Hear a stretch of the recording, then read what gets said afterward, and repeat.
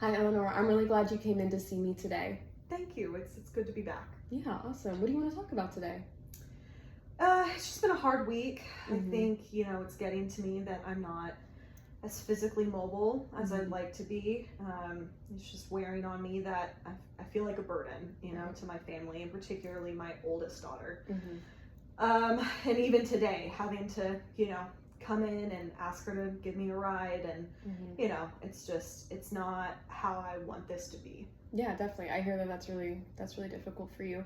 I will say it takes a lot of strength to even show up, and it took a lot of strength to ask her for help. So you should be really proud of yourself for being able to even do that part. That's no small feat.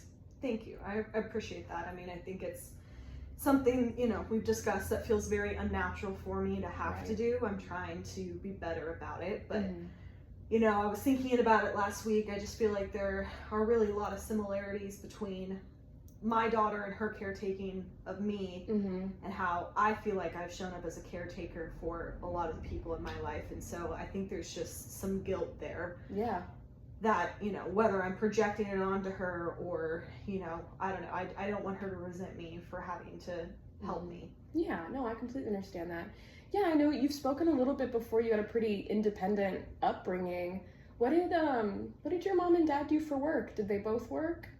They did, yes. So my mother was a nurse full time, and my father is a third generation farmer. Corn was his main crop. It's an important one. It was. They kept him busy. So both were out of the house. I'm the oldest of 4 siblings. Oh, okay.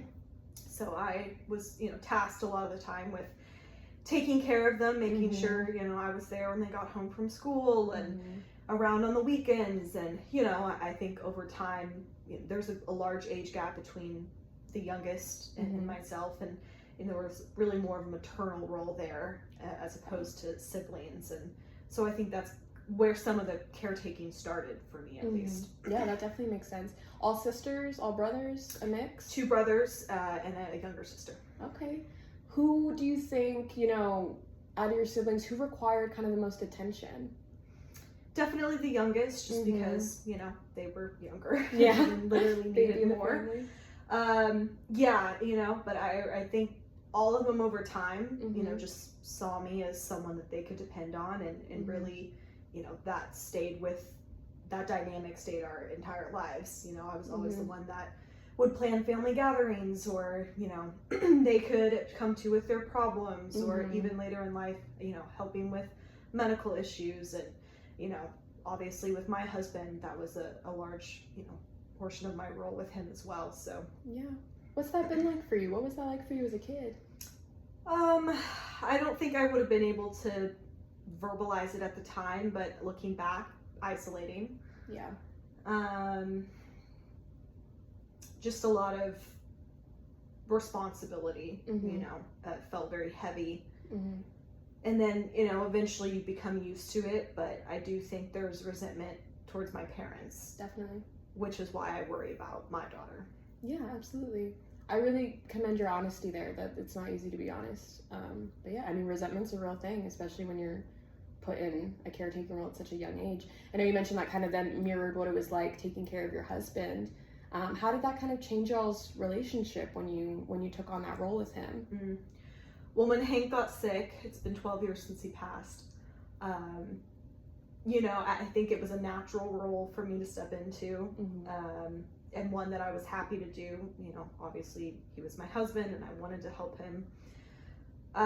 So it was, it took up a large portion of my life, especially when I stopped teaching. But, I think if anything, it feels more odd to me now that he's not here, because that was so much of, what I spent my time doing. I feel that absence a lot more, and the way it affected our relationship was definitely more of that of a caretaker and a patient as opposed to a husband and wife. And I look at that with my daughter, and I don't want to blur those lines either.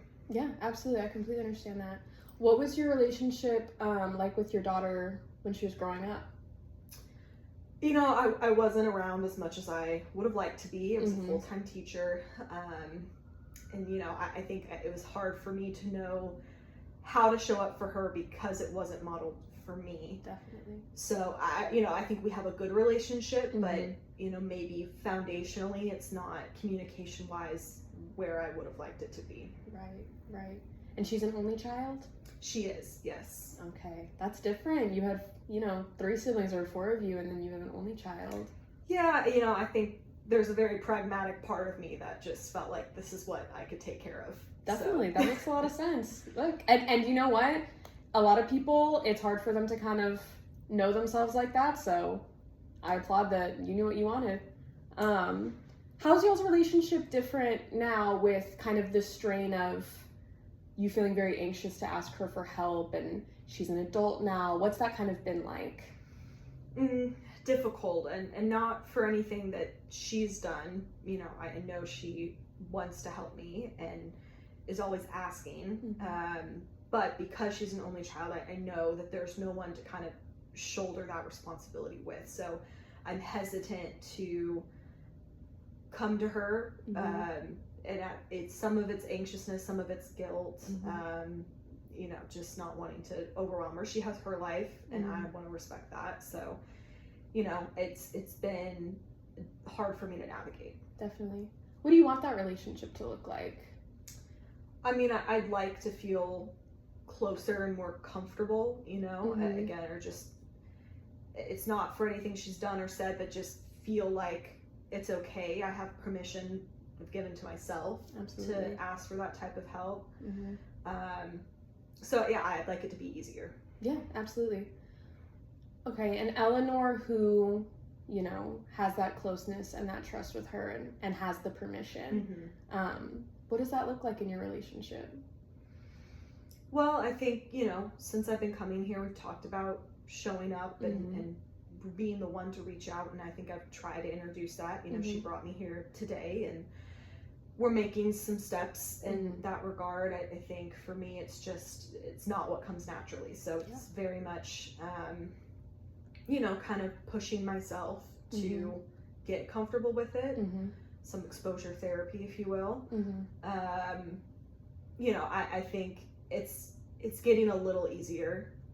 I don't think we're fully there yet, but as I ask for small things, I can see how, maybe when it comes to some bigger requests, it might kind of lay some groundwork. Yeah, we can get there. That's good. It's amazing that you asked her to bring you here today.